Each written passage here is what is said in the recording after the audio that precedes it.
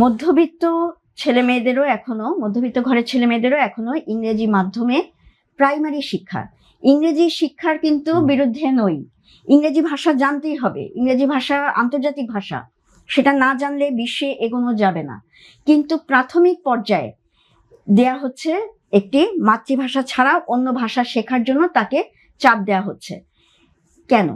কারণ হলো এখানে কিন্তু অর্থনীতির একটা ব্যাপার আছে। কারণ ইংরেজি ভাষায় যেই ছেলেটি দক্ষ হবে সেই ছেলেটি চাকরি আমাদের এখানে কর্পোরেট জবগুলো পাবে।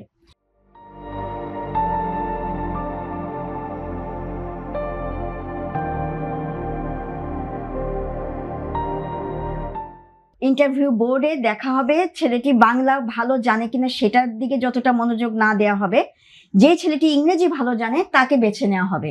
কিন্তু এখানে সমস্যা যেটা হয়ে দাঁড়াচ্ছে যে বিদেশেও যারা যাচ্ছে, প্রাথমিক পর্যায়ে যখনই আমরা মাতৃভাষার পরিবর্তে অন্য ভাষা চাপিয়ে দিচ্ছি, তখন কিন্তু ছেলেটি সেই শিশুটি শুধুমাত্র ভাষাটাই শিখছে, তার অন্যান্য সৃজনশীলতা কিন্তু বিকশিত হচ্ছে না। আর দ্বিতীয় যে সমস্যাটা হচ্ছে, আমি বিদেশে দেখেছি যে বাংলাদেশে যে ছেলেমেয়েরা যায় তারা বাংলাও জানে না, ইংরেজিও জানে না।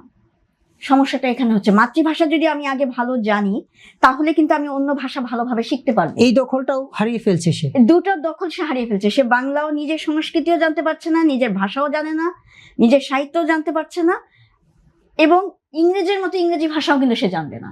সে কিন্তু নেটিভ স্পিকার নয়, ইংরেজির নেটিভ স্পিকার সে নয়, বা ফরাসির নেটিভ স্পিকার সে নয়। ফলে ওই ভাষাতেও তার দক্ষতা ওই নেটিভদের তুলনায় কম থাকবে।